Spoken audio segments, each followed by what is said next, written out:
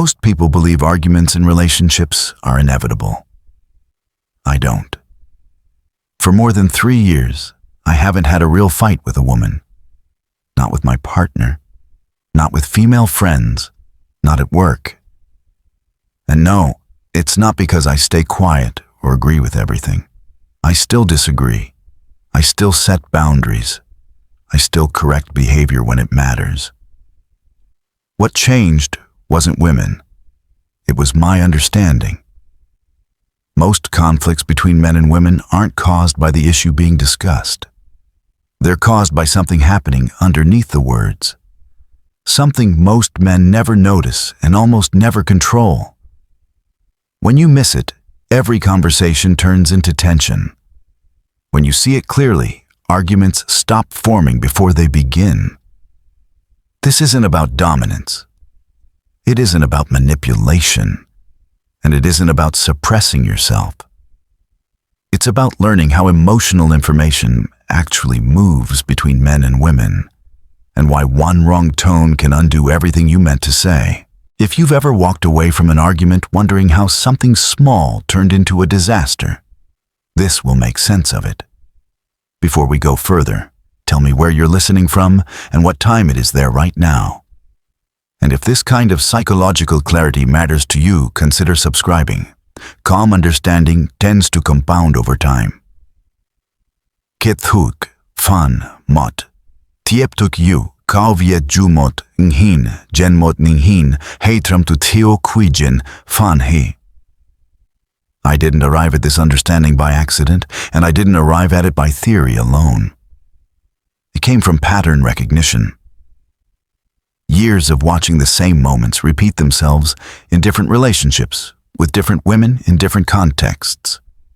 Romantic relationships, friendships, professional environments, different personalities, different backgrounds, same outcome.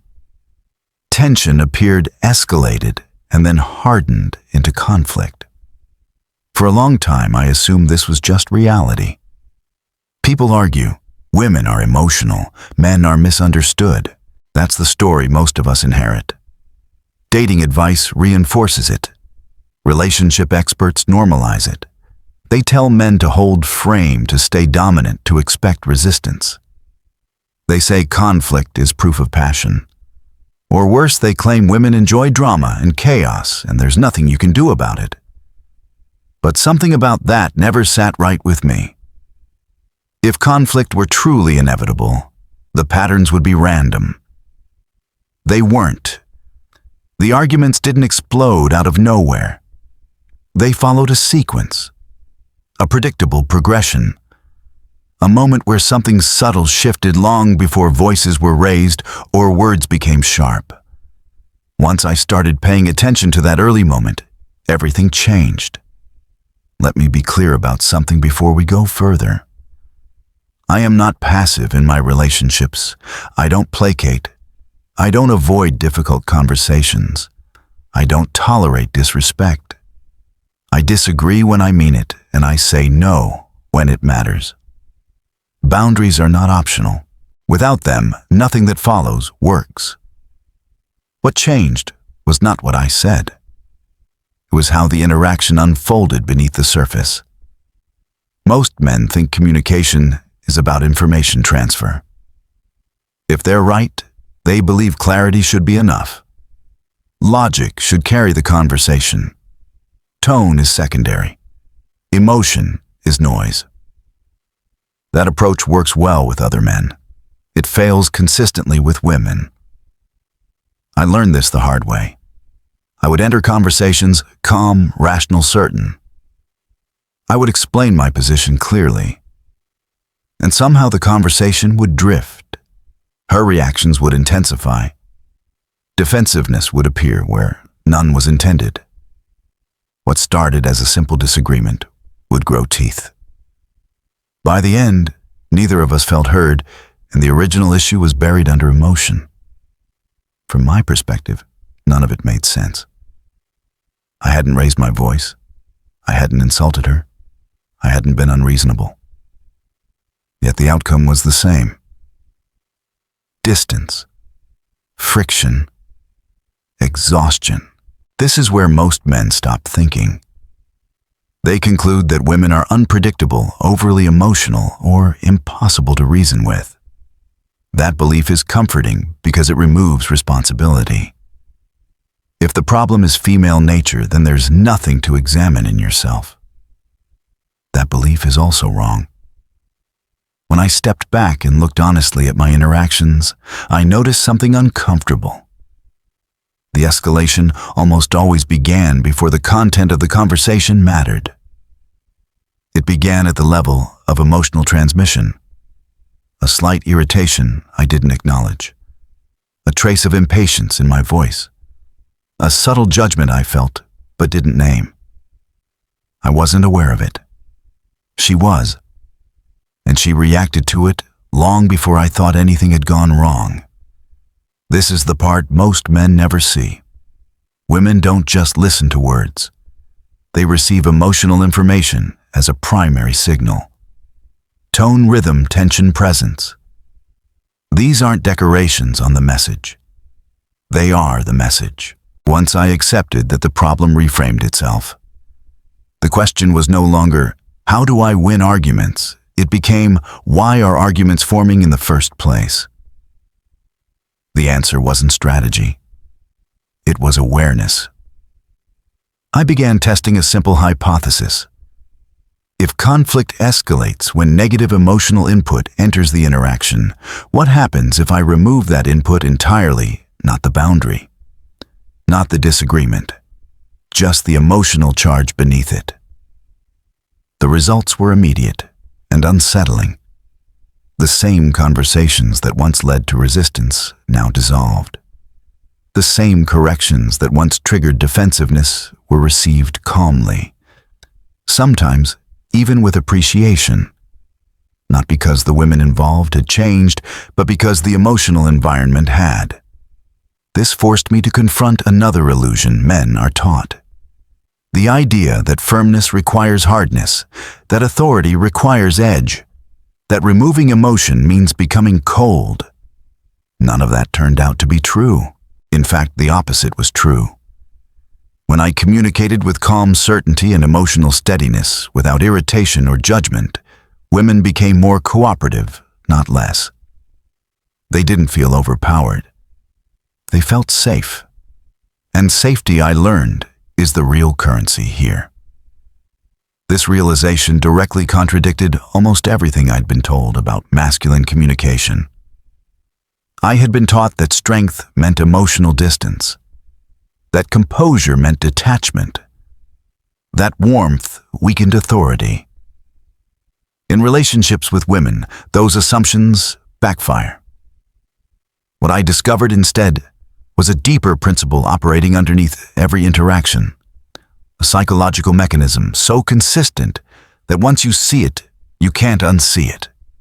It explains why small issues become large fights, why tone matters more than content, why calm logic can still provoke emotional reactions. This principle governs how emotional energy moves between men and women. Most men are completely blind to it. Before I explain what it is, there's something else that needs to be said. Not all conflict is your responsibility to manage. Some women create chaos, regardless of how well you communicate. Understanding psychology does not mean tolerating dysfunction.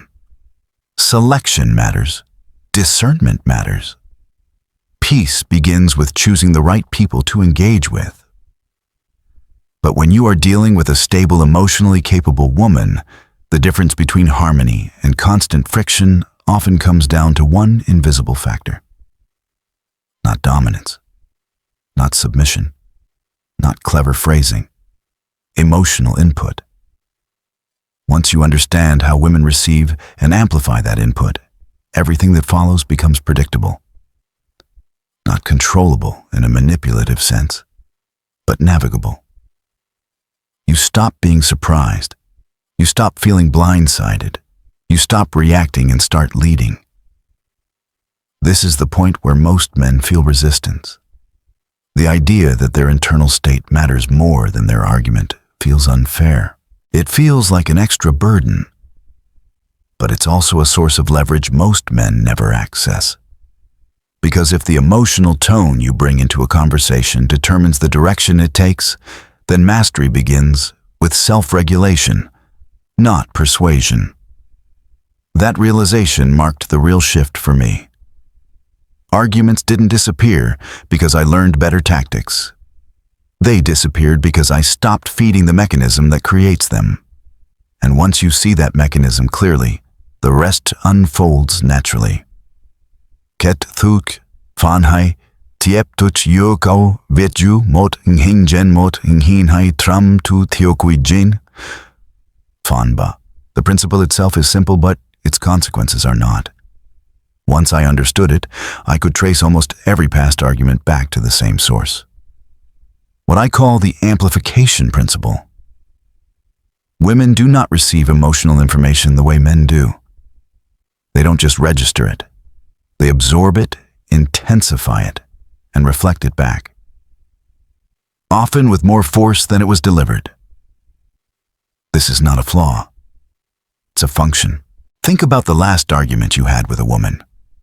Not the words, the moment it turned. It probably didn't start with yelling or insults. It started with something small, a slightly sharp tone, a pause that carried impatience, a sentence delivered with a hint of judgment. From your perspective, it was nothing. From hers, it was a signal. Within minutes, the conversation escalated beyond its original scope. The topic changed. Emotions flooded in. You found yourself defending things you never intended to attack. And afterward, you were left wondering how something minor became a full-blown conflict. This is where men usually dismiss the experience. They label it irrational, overreaction, drama. That dismissal prevents understanding. What was actually happening was amplification. Women are biologically wired to detect emotional shifts with extreme sensitivity. When a negative emotional signal enters the interaction, even a small one, it doesn't stay small. Her nervous system picks it up and magnifies it. She then reflects that magnified state back to you. When you receive it, you often respond with increased firmness, irritation, or defensiveness. That response becomes new emotional input. She amplifies again. The cycle feeds itself. At no point does either person consciously decide to escalate. The system runs automatically. Most men think the argument is about the topic. It rarely is. The topic is just the vehicle. The real exchange is emotional energy moving back and forth, growing louder with each pass. I started to see this pattern everywhere once I knew what to look for. In couples at restaurants, intense workplace interactions, in friendships that suddenly cooled. The same mechanism, different context. The reason this principle is so important is because it explains something men have never been given language for. Why being right doesn't protect you from conflict. Why calm logic can still provoke emotional intensity. Why saying the correct words with the wrong tone fails every time. Men tend to communicate linearly. Input information, receive response, adjust. Women communicate relationally. They read the emotional field first, then interpret the words through that lens. When you ignore the emotional field, you're speaking into a system you don't understand. The amplification principle also explains why traditional masculine conflict strategies collapse with women. When tension appears, men often respond by becoming firmer, more direct, more forceful. With other men, this can de-escalate. It signals seriousness and boundaries. With women, it does the opposite. Increased firmness often carries increased emotional intensity. Even if you believe you're being controlled, she hears something else. Her system reads the edge, the pressure, the judgment beneath your words. That emotional signal gets amplified and returned stronger. You then feel attacked and escalate further. What started as a calm correction becomes a standoff. This is why men often feel like they're walking through a minefield. They think they're responding to the conversation. In reality, they're responding to the amplification of their own earlier input. Once I understood this, I stopped asking, "Why is she reacting like this?" and started asking, "What did I put into the system?" That question is uncomfortable. It removes the luxury of blame, but it gives you control. From an evolutionary perspective, the amplification principle makes sense. For most of human history, women's survival depended on accurately reading emotional states. Infants don't speak. They communicate through subtle shifts in energy tone and expression. A woman who could detect the smallest change had children who survived. A woman who couldn't did not pass on her genes. That sensitivity didn't disappear when modern society emerged. It carried forward into adult relationships. When you speak to a woman, you're not just addressing her conscious mind. You're interacting with a nervous system designed to prioritize emotional information over verbal content. She hears what you feel before she processes what you say. This is where the canyon metaphor becomes useful. Imagine standing at the edge of a canyon. You shout in frustration. The echo returns louder, distorted, and prolonged. You whisper calmly. The echo returns soft, almost gentle. The canyon isn't choosing how to respond. It's reflecting and amplifying what it receives. Women function the same way emotionally. Not because they want to provoke conflict, but because their system is built to magnify emotional signals. Once you accept this, the idea that women are too emotional becomes meaningless. The real question becomes whether you're aware of what you're transmitting. Most men aren't. They believe that as long as they don't raise their voice, they're communicating calmly. They don't notice the tightness in their chest, the impatience in their cadence, the silent judgment behind their words. They assume neutrality where none exists. Women don't. They pick up on emotional leakage immediately, and they respond to it before you even realize it was there. This is why telling a woman to calm down almost always makes things worse. From her perspective, you're denying the emotional reality she's already receiving from you. The system registers incongruence. That incongruence feels unsafe. Understanding amplification reframes the entire dynamic. Women are not creating conflict out of nowhere. They are responding to emotional input, often to emotional input you didn't realize you were sending. This doesn't mean you have to censor yourself or walk on eggshells. It means you have to become precise. Emotional precision matters more than verbal precision. When I began focusing on my internal state before speaking, the changes were immediate. If I felt irritation, I paused. Not to suppress it, but to neutralize it. I waited until I could speak from a place of calm certainty rather than reactive emotion. When I did speak, the response changed. Not because my words were softer, but because the emotional signal underneath them was stable. Warmth returned warmth. Calm returned receptivity. Confidence returned cooperation. This is the part that most men find hard to accept. The quality of a woman's response is often a reflection of the quality of your emotional input. That doesn't mean you're responsible for her emotions. It means you're responsible for what you introduce into the interaction. Once you see that the mystery dissolves, arguments stop being random events and start looking like predictable outcomes of unseen variables. The amplification principle doesn't ask you to become submissive. It asks you to become aware. It asks you to lead emotionally before you lead verbally. Most men try to control outcomes. Very few control inputs. This is why mastering this principle feels like acquiring a hidden lever. You stop fighting the system and start working with it. You no longer need to overpower resistance because you're not creating it in the first place. But there's an important boundary here. Not all women respond to calm input with calm output. Some amplify chaos no matter what you send. An understanding amplification makes that clearer too. Which brings us to the next critical mistake men make.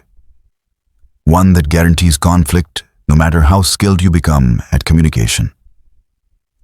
Kethug panba, tieptuk yeu kau viet ju mot nghin jen mot nghin hai, tram tu theo qui jin, fan bon. Once you understand amplification, a dangerous misunderstanding often follows. Men assume the solution is simply to stay calm harder, to flatten themselves emotionally, to remove feeling altogether. They believe neutrality equals safety. It doesn't. Before we address that mistake directly, there's a deeper layer that has to be understood. Where this sensitivity comes from and why it doesn't shut off just because the context is modern. Women's emotional perception is not a social invention. It's not something learned from culture or reinforced by media. It is biological reinforced over thousands of years by survival pressure. For most of human history, women lived in environments where physical strength alone could not protect their children. Infants could not speak. They could not explain hunger, fear, illness, or danger. All communication came through subtle signals. Changes in breathing, muscle tension, vocal tone, energy. A woman who could detect those changes early had children who lived. A woman who needed clear verbal signals often lost them. That pressure shaped the nervous system. What survived was sensitivity, hyper-attunement, the ability to read emotional states before they became obvious. That system is still active today. It doesn't ask whether the situation is rational or modern. It simply scans for emotional data and responds. This is why women often know something is wrong before you do. Why they feel distance before you consciously withdraw. Why they react to tone even when the words are neutral. Men are not wired this way. Male nervous systems evolved under different pressures. Competition, hierarchy, direct confrontation. Men learned to suppress emotion during conflict to avoid escalation. Emotional distance meant control. Flat tone meant professionalism. With other men, that strategy works. With women, it triggers something else entirely. But before we get there, we need to confront an uncomfortable truth that most advice ignores. Not all women are capable of peaceful relationships. This matters because no amount of emotional intelligence will override fundamental character flaws. Some women are addicted to emotional chaos. They don't just amplify what they receive. They generate conflict internally and look for places to release it. Their nervous systems are calibrated to intensity, not stability. These women exist, and pretending otherwise traps men in endless cycles of self-blame. The amplification principle assumes emotional reciprocity. Input affects output. But with some individuals, the system is already overloaded. These women reveal themselves early. They describe every ex as abusive or crazy with no reflection on their own behavior. They create tension in low-stakes situations. They become restless during calm periods. Peace bores them. Drama energizes them. They are often rude to people who can't offer them anything. Service workers, family members, friends who set boundaries. They test limits not to understand them, but to break them. Many men ignore these signs because attraction clouds judgment, or because they believe their communication skills can compensate for instability. They think if they say the right thing, stay calm enough, love hard enough, the chaos will settle. It won't. You cannot build peace with someone whose nervous system rejects it. This is why selection precedes communication. Before you ask how to speak to women, you must ask which women are worth speaking to at all. Dating is not a mission to fix. It is an evaluation process. A woman who is emotionally regulated, accountable, and capable of reflection will respond to calm leadership. A woman who feeds on volatility will interpret calm as weakness and boundaries as provocation. Men who lack options stay and fight. Men with options leave early. This is where optionality matters. When you are not desperate for connection, you stop negotiating with red flags. You stop trying to earn peace from chaos. You choose environments that reward stability. This alone eliminates most conflict men experience. But even with the right woman, conflict can still arise if the next mistake is made. And this mistake is subtle. After learning that irritation triggers amplification, many men overcorrect. They remove emotion entirely. They become flat, controlled, mechanical. They believe they're being mature. From their perspective, they're calm. From her perspective, they're gone. This is one of the most misunderstood dynamics in male-female communication. When a man speaks without emotional presence, a woman does not experience safety. She experiences distance. And distance at a nervous system level registers as potential abandonment. This reaction is not logical. It is not conscious. It is ancient. For most of history, a man emotionally disengaging was not a neutral act. It often preceded physical abandonment. A withdrawn partner could mean loss of protection, resources, and survival. That association still lives in the body. So when you go flat during conflict, when your voice loses warmth, when your presence pulls back, her system doesn't hear calm professionalism. It hears threat. This is why women often escalate when men detach. They are not trying to fight. They are trying to reestablish emotional contact. Any emotion feels safer than none. Men misinterpret this escalation as irrational behavior. They respond by withdrawing further. The spiral continues. From the outside, it looks like she's creating drama. From the inside, her system is reacting to perceived loss of connection. This is where the advice to just stay rational fails completely. Rationality without warmth feels cold. Boundaries without presence feel punitive. Calm without connection feels like rejection. The solution is not emotional suppression. It is emotional regulation paired with warmth. This distinction is critical. Suppression removes feeling. Regulation refines it. A regulated emotional state is not empty. It is stable, present, grounded. This is where most men lack training. They know how to shut down. They don't know how to stay open without becoming reactive. And this is why tone matters more than words. Your tone communicates whether you are still emotionally engaged, whether you care, whether the relationship is safe. When that signal is absent, logic doesn't matter. Content doesn't matter. Explanations don't matter. The nervous system responds first. Once I saw this clearly, another illusion collapsed. The belief that authority requires emotional distance. In reality, leadership requires emotional containment.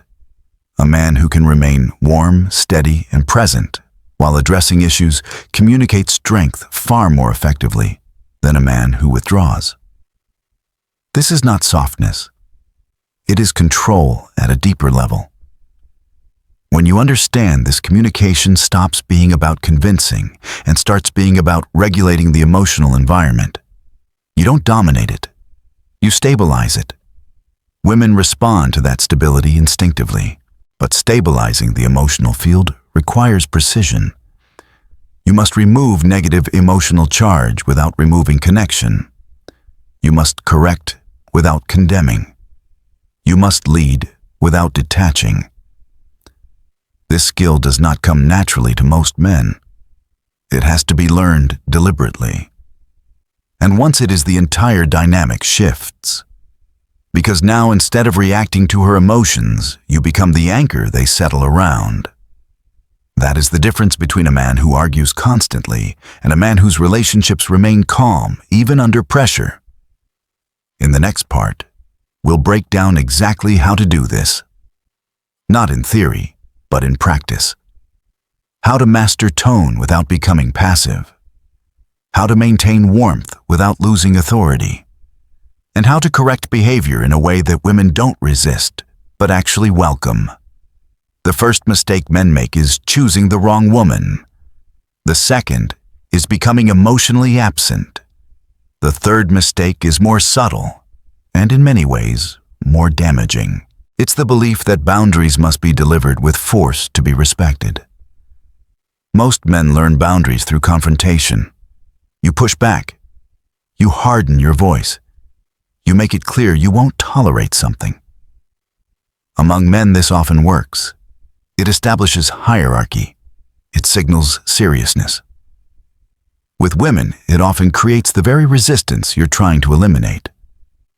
This is where many men get trapped. They understand that irritation causes escalation.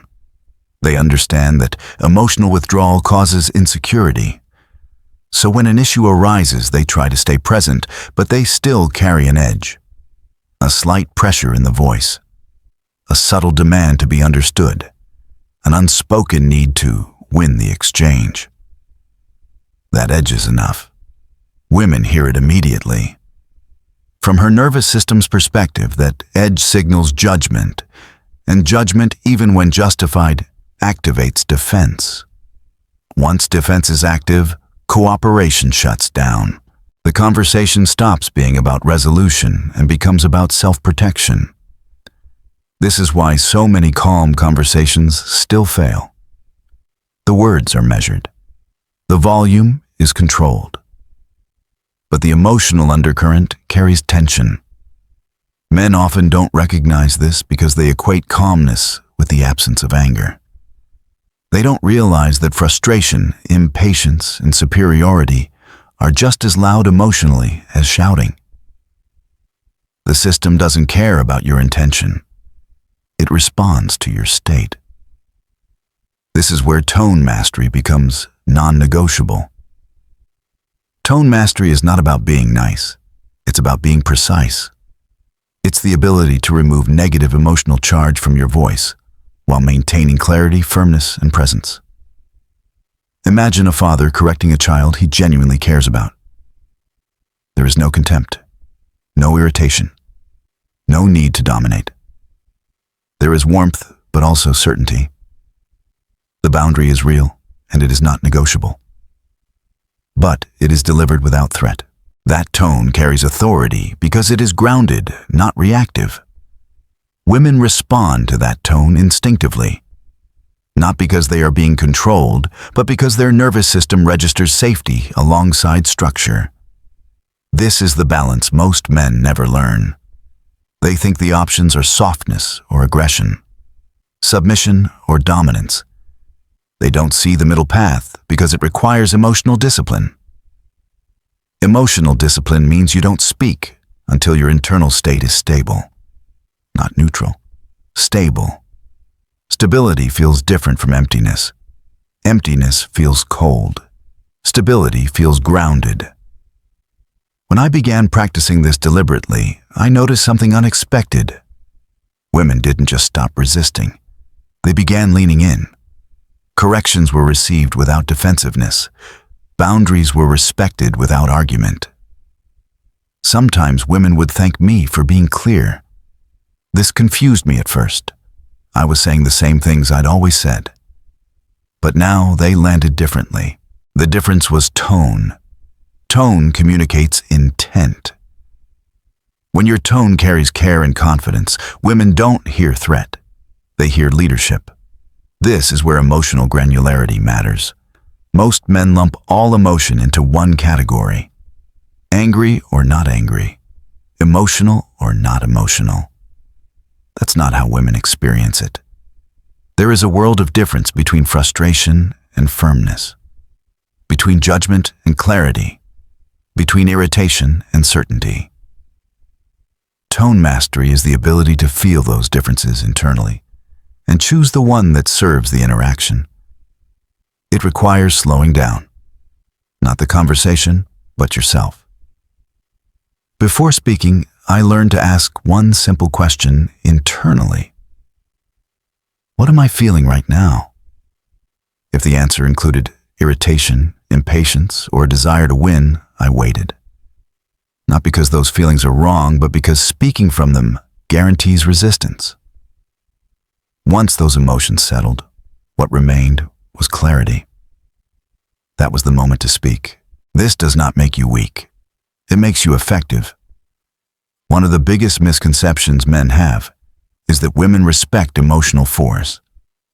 They don't. They respond to emotional stability. Force triggers defense. Stability invites trust. When trust is present, boundaries don't need to be enforced. They're accepted.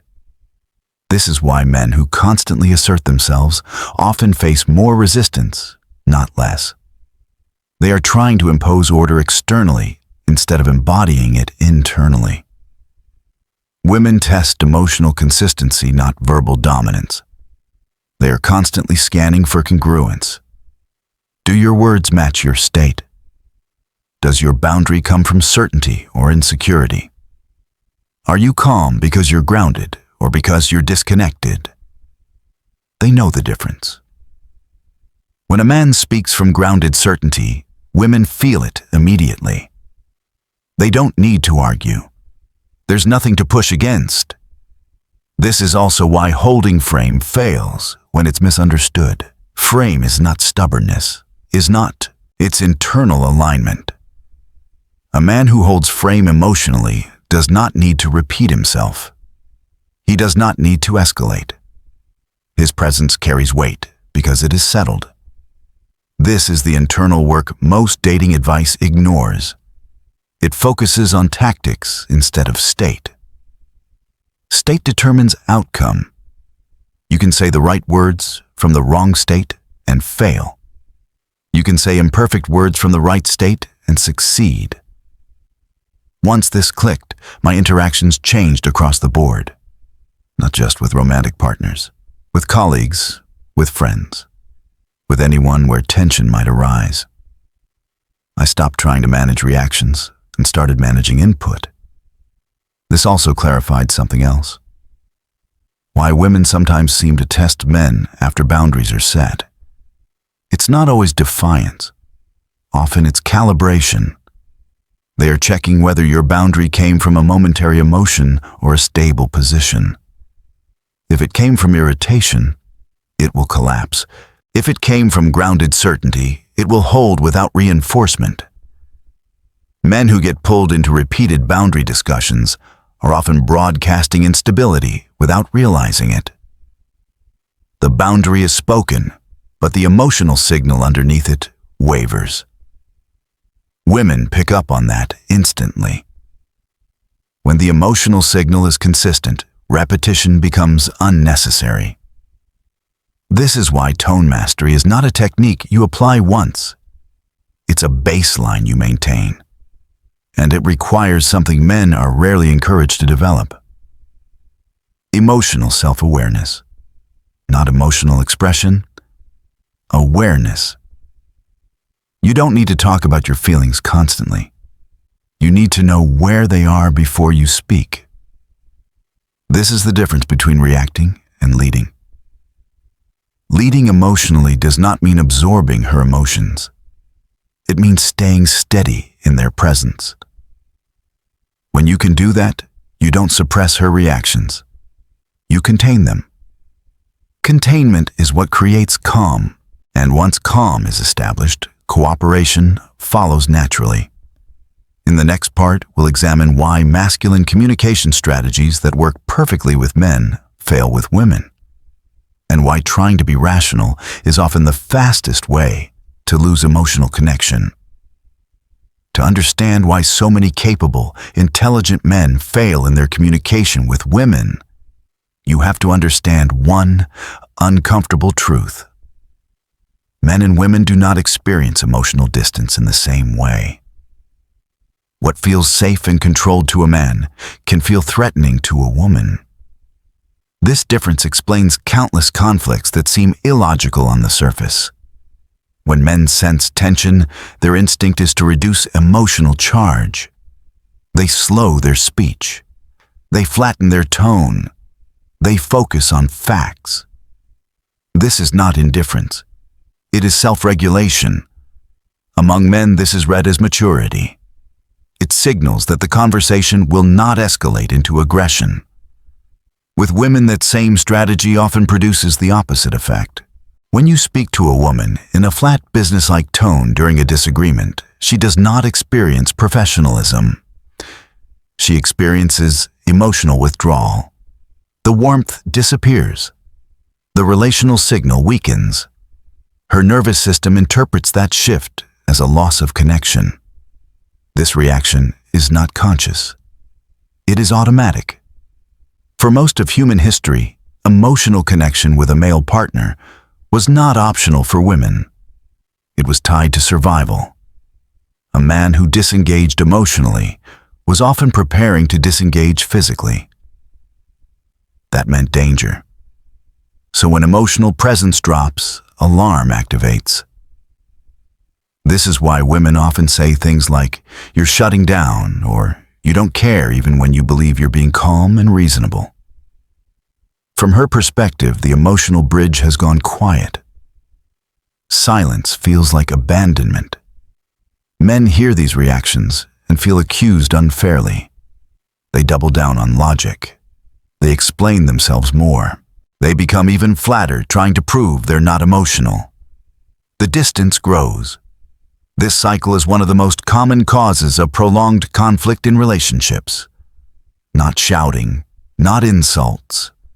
Emotional misinterpretation. Men withdraw to feel safe. Women escalate to restore connection. Neither person is trying to hurt the other. Both are responding to perceived threat. Once you see this clearly, you stop personalizing her reactions.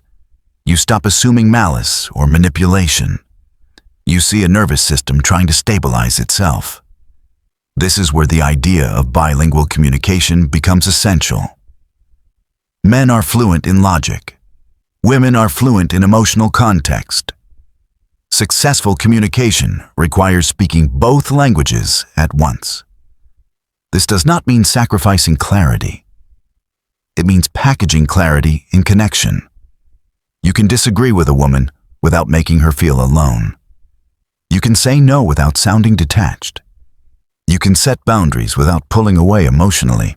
Most men have never been shown how to do this. They are taught to choose between warmth and authority, as if the two are mutually exclusive. They are not. Warmth without boundaries is weakness. Boundaries without warmth are threat. Leadership lives in the integration. To speak both languages, you must maintain emotional presence while delivering logical content. Your words can be firm, but your tone must communicate that the relationship itself is not at risk. This is what women are listening for. They are not asking, "Is he right?" They are asking, "Are we safe while he's right?" If the answer is yes, cooperation follows.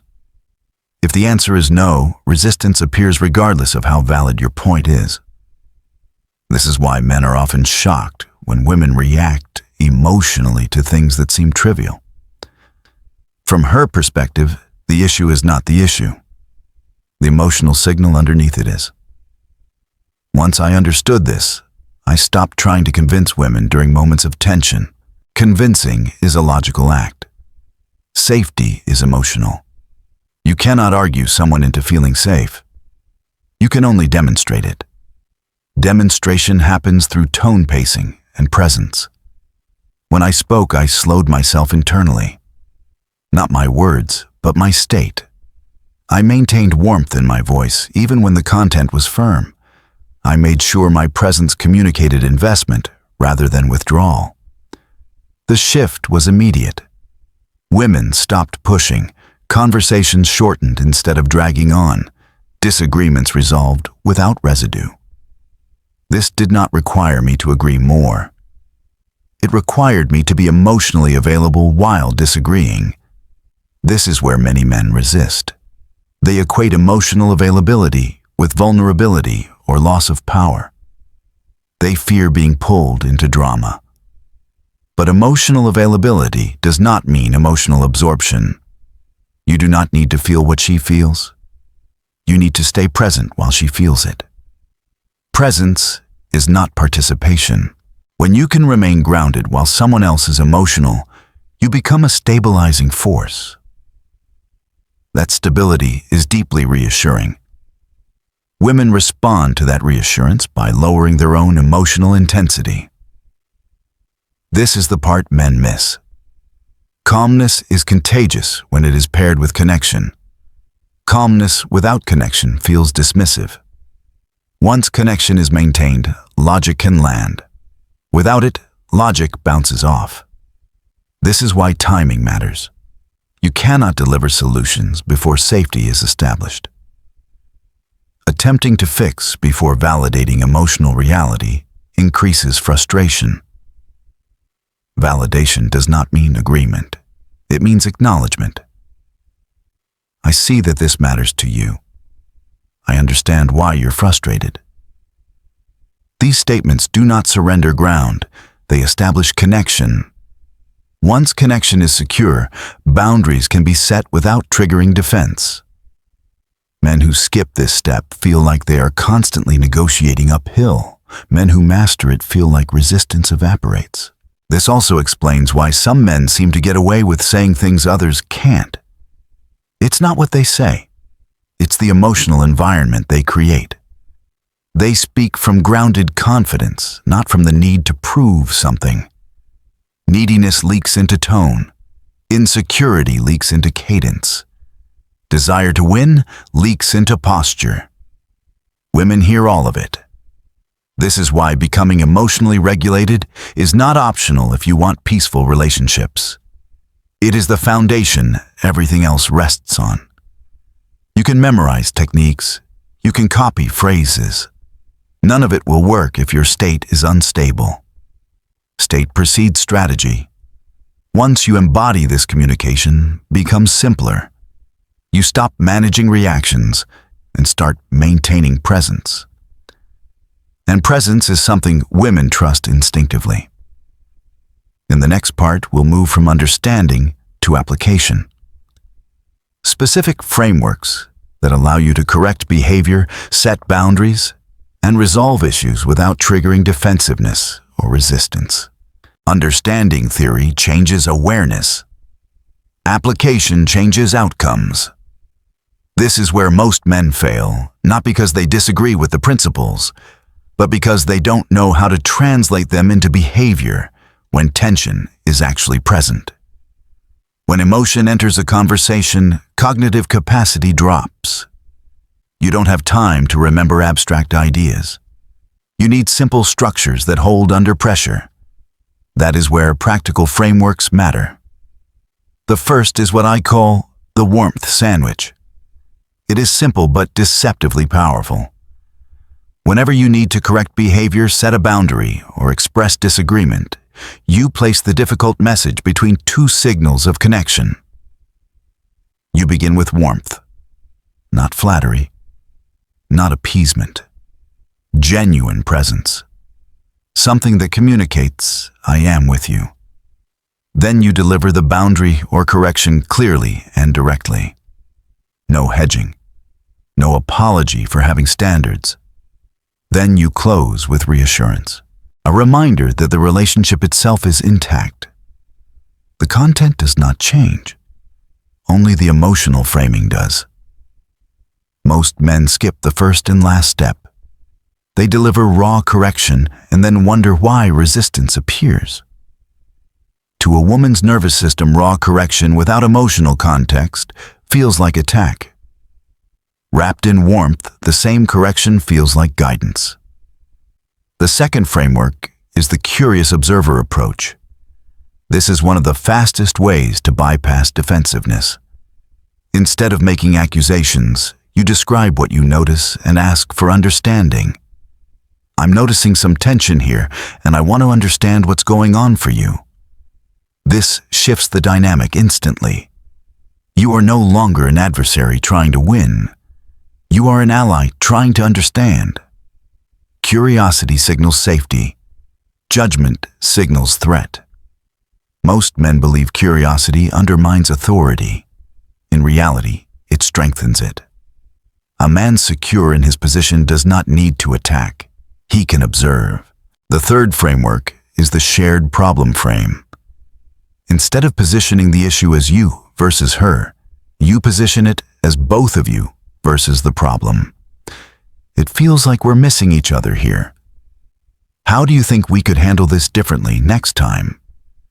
This removes the win-lose structure entirely. Her nervous system no longer needs to defend her identity. She can collaborate.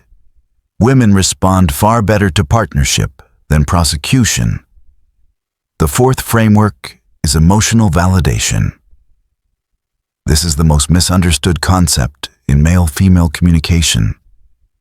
Validation does not mean agreement. It means recognition. I can see that you're frustrated, and that makes sense given how this landed for you.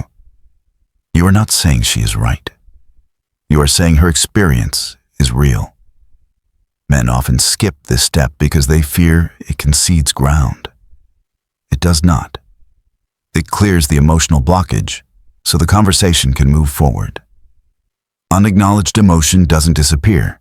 It intensifies. Once emotion is validated, it loses its need to escalate.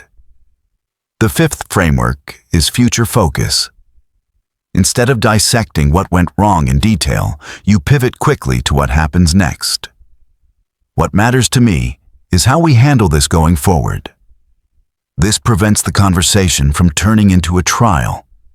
It removes shame and defensiveness and redirects energy toward resolution. These frameworks all share one requirement: undifferentiated warmth.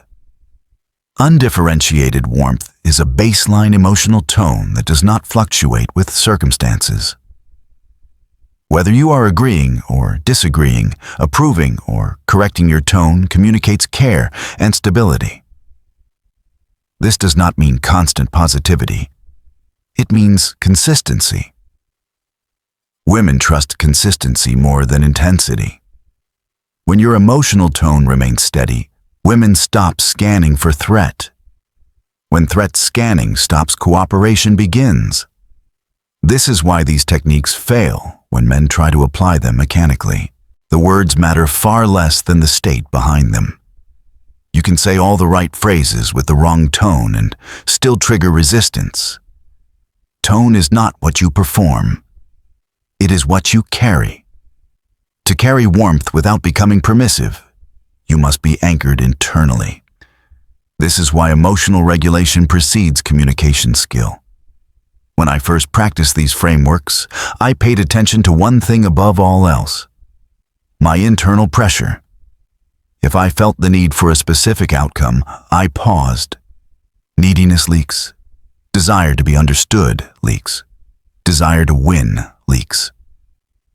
When I spoke without pressure, the response shifted. This is where many men struggle. They want immediate resolution. They want agreement. That urgency creates tension. Calm leadership does not rush resolution. It creates conditions where resolution happens naturally. When you remove urgency, you remove resistance. Another key insight is this: you do not need to address every emotional reaction immediately. Sometimes, the most stabilizing move is to remain present and silent. Silence with presence is different from withdrawal. Presence without words communicates confidence. It tells her nervous system that nothing is falling apart.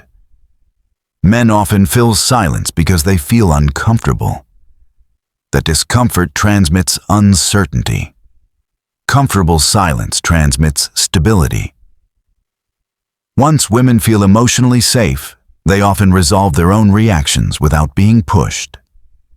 This is why advanced practitioners of this approach speak less, not more. They intervene only when necessary. Intervention without reactivity builds trust. Over time, something subtle happens. Women stop anticipating conflict with you. Their nervous system learns a new pattern. Disagreements no longer trigger alarm. Corrections no longer feel threatening. Boundaries no longer feel punitive. They begin to associate you with calm, not chaos. This association is powerful. It changes how they show up before conflict even arises. They become more thoughtful, more cooperative, more self-regulated. Not because they are being controlled, but because the environment rewards stability.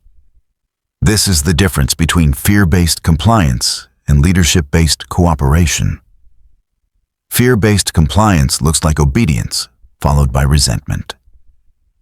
Leadership-based cooperation looks like alignment. Alignment lasts. Once you reach this level, conflict does not disappear entirely, but it changes character.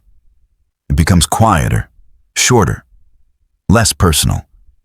You no longer argue about identity. You address behavior.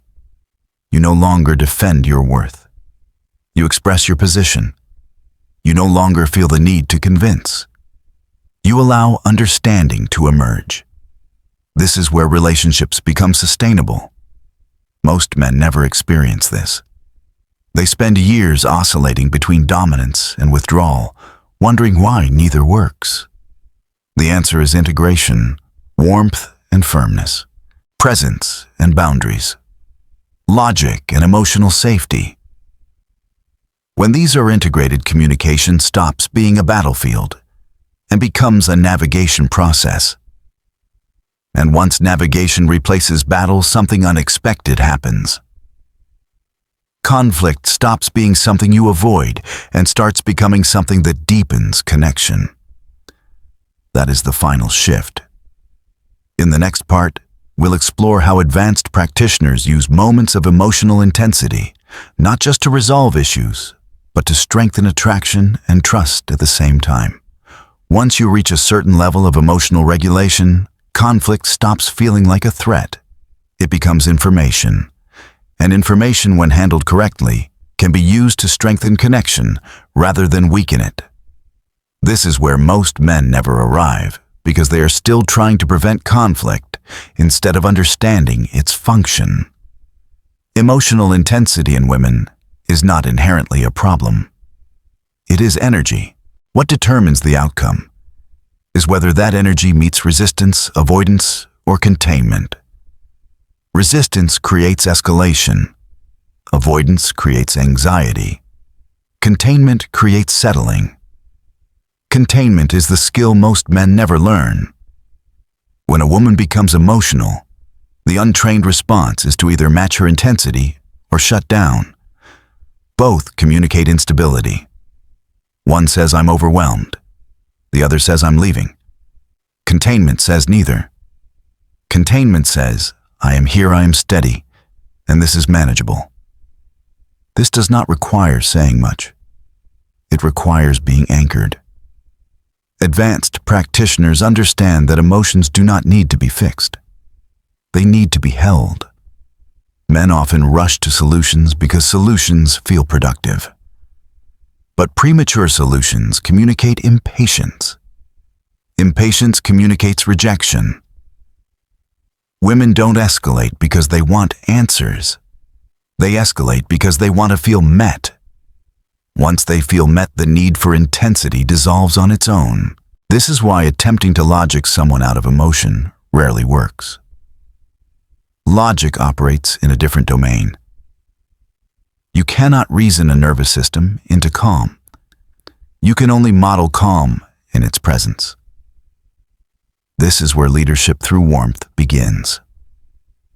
Leadership through warmth means you do not become destabilized by emotional waves. You remain grounded while they pass. Your steadiness becomes the reference point. When a woman senses that her emotions do not overwhelm you, something important happens. She stops needing to prove their intensity. She no longer has to push to be felt. The volume drops. This is not submission. This is authority at a deeper level. Men often confuse authority with control. True authority is containment. It is the ability to remain centered while others are not. Women are instinctively drawn to this quality because it signals safety. Safety does not mean comfort. It means reliability. A man who can stay present without reacting communicates that the relationship is not fragile. That message alone dissolves most emotional volatility. At this stage, you stop seeing emotional moments as interruptions. You see them as opportunities to demonstrate leadership. Not by lecturing, not by fixing, by holding. You might say something simple. I can see this matters to you. I'm here. Take your time. And then you stop talking. Silence, when paired with presence, is one of the most powerful stabilizers available. Most men cannot tolerate this silence. They feel compelled to fill it.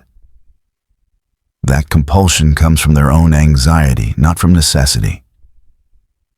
When you can sit in silence without withdrawing, you communicate confidence. That confidence is grounding. Over time, women learn that being emotional around you is safe. They do not need to escalate to get attention. They do not need to test your availability. They trust that you remain. Trust changes behavior. This is the moment where many men notice a shift in attraction. Not because they became more exciting, but because they became more secure. Security is attractive because it allows relaxation. A woman who feels emotionally safe does not need to defend herself constantly. She does not need to create intensity to feel connected. She can soften. Softness is not weakness. It is a response to safety. This is why relationships that feel calm often deepen faster than relationships built on drama. Drama creates bonding through intensity. Safety creates bonding through trust. Trust lasts longer. At this level, you also begin to notice something else. Women start adjusting their behavior without being asked. Not because they fear consequences, but because they value the environment. People protect what feels good. When being around you feels calm and respectful, women naturally move toward behaviors that preserve that state. This is effortless influence. Effortless influence is not manipulation. It is the byproduct of emotional leadership. You are not forcing change. You are creating conditions where change makes sense. This is the opposite of control. Control relies on pressure. Leadership relies on stability. Pressure always creates counter-pressure. Stability invites alignment. Once you experience this dynamic, it becomes obvious why so many men struggle. They are trying to manage outcomes instead of managing themselves. They want women to behave differently without changing the emotional environment they bring into the interaction. That never works. Environment shapes behavior. This principle extends beyond relationships. It applies to leadership, parenting, teamwork, and conflict resolution in any domain. People respond less to what you say than to how they feel around you. When you are calm, present, and warm, people lower their guard. When they lower their guard, cooperation becomes possible. This does not mean you tolerate disrespect. Boundaries still exist, but they are enforced quietly without drama. You state them once. You hold them consistently. You do not argue about them. Consistency is more powerful than intensity. Women test consistency more than strength. They want to know whether your calm is real or situational, whether your warmth disappears under pressure, whether your presence collapses when challenged. When it doesn't, trust solidifies. This is where relationships stabilize. At this point, conflicts no longer feel personal. They are addressed and resolved without lingering resentment. There is no scorekeeping, no emotional debt. That does not mean perfection. It means resilience. Resilient relationships are not conflict-free. They are recovery-capable.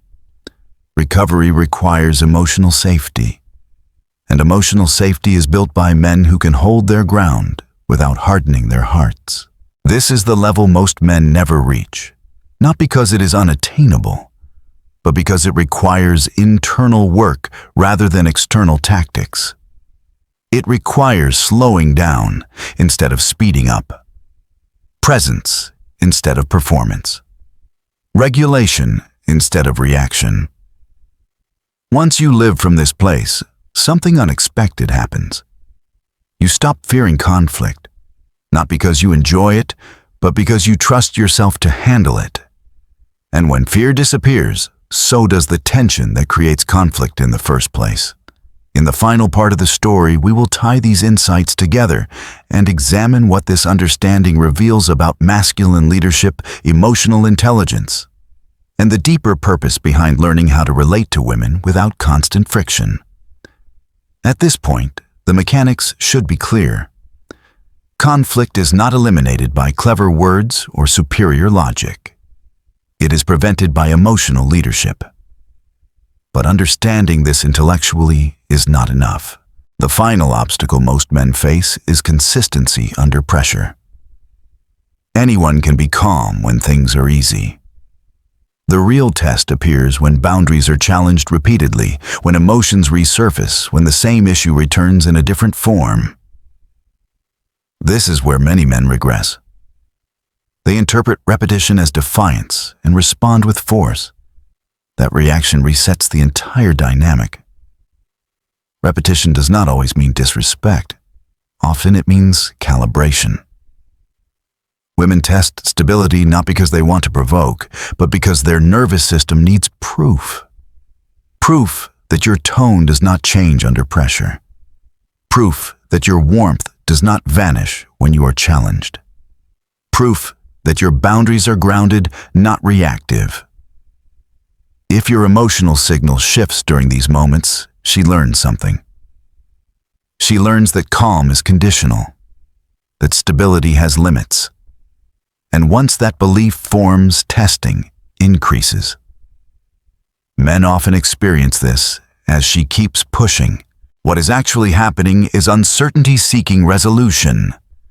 This is where consistency becomes everything. Consistency is not repeating yourself louder. It is maintaining the same internal state regardless of external variation. When I began focusing on consistency, I noticed a clear pattern. The fewer emotional fluctuations I displayed, the fewer tests occurred. The more predictable my presence became, the more relaxed the dynamic felt. Predictability is underrated. Many men confuse it with boredom.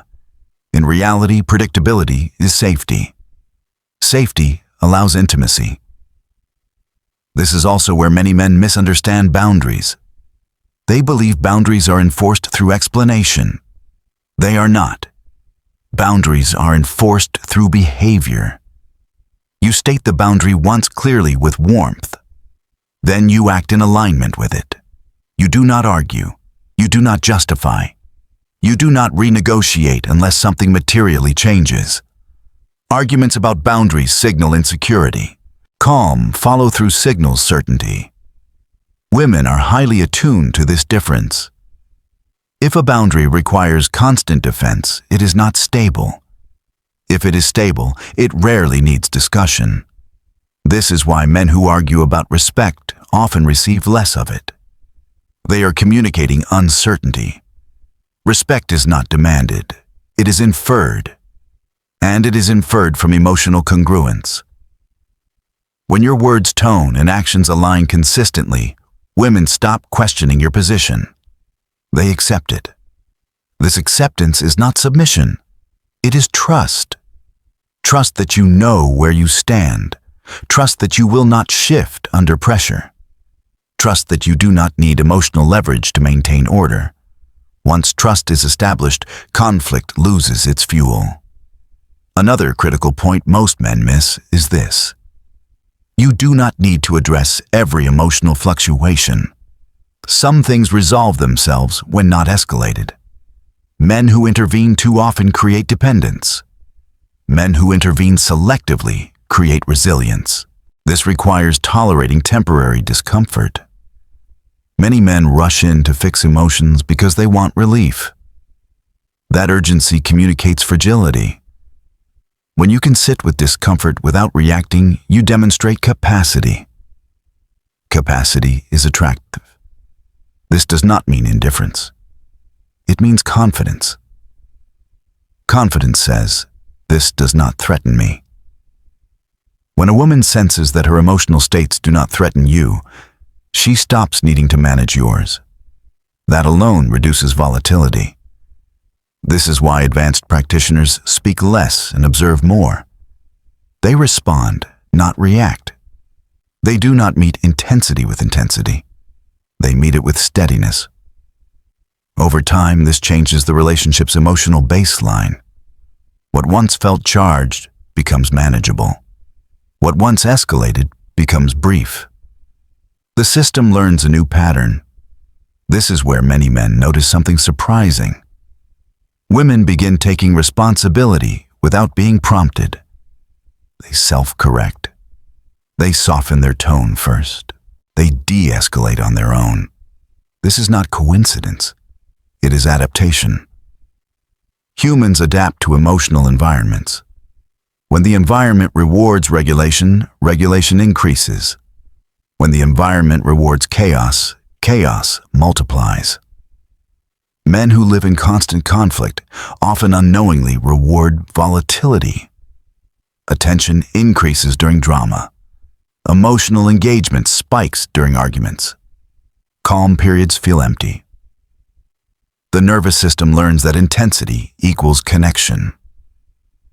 When you remove that pattern, when connection remains constant regardless of intensity, the incentive for drama disappears. This is one of the hardest shifts for men to make, because it requires letting go of control.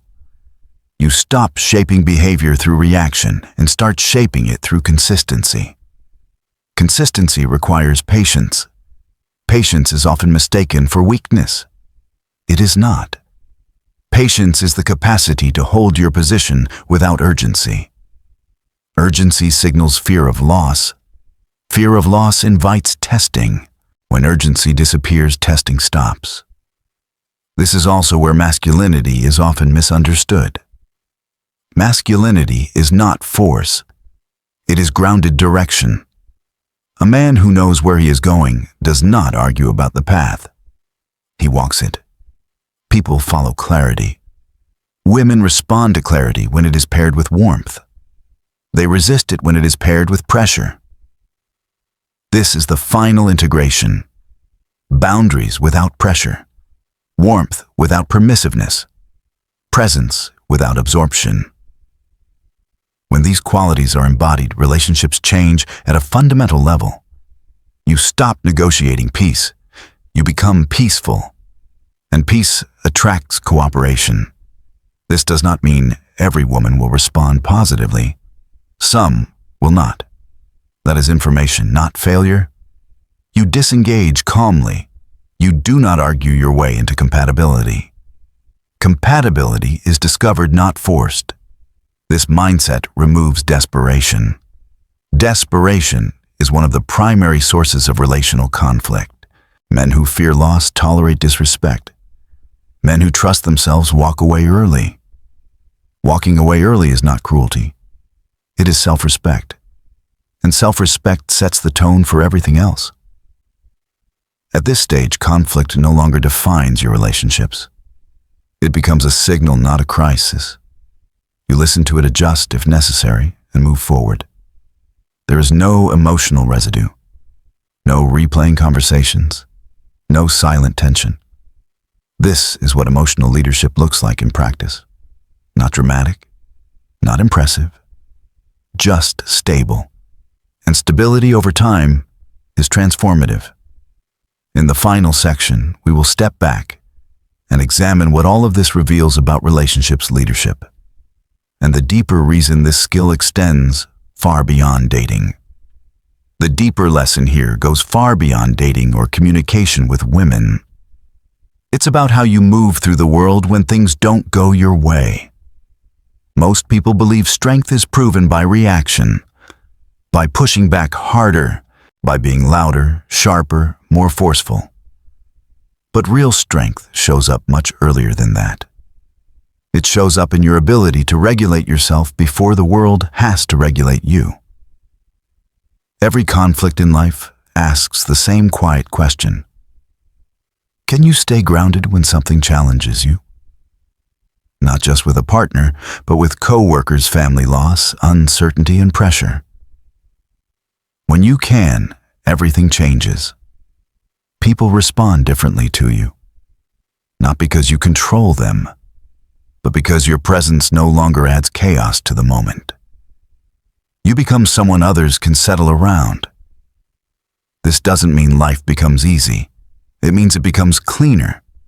Fewer unnecessary battles. Less emotional residue. More clarity about what is worth your energy and what is not. You stop trying to win every interaction and start choosing which ones deserve your attention at all. And perhaps most importantly, you stop outsourcing your sense of stability to other people's reactions. You become the source of it. That skill compounds. Quietly, over years. If any part of this resonated with you, I'd like to hear your perspective. What patterns have you noticed in your own relationships or conflicts? Share your thoughts in the comments. And if you value this kind of calm psychological depth, consider subscribing to the channel. Understanding tends to grow when you give it time and consistency.